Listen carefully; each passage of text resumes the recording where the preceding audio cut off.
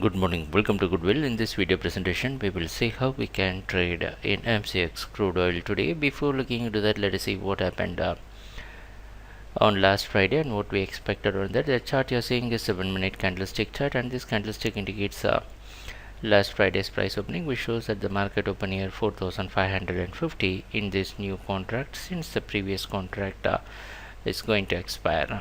So right after the price opening, we thought that we can go for a market watch, and the price consolidated for a very long time, and it went for a clear selling, maintaining this 3,558 as resistance, and it fell down till 4,400 and closed near 4,440s, and it was a very big drop.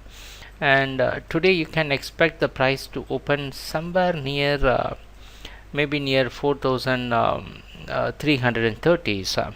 You can expect a lower opening compared to the previous Friday's closing.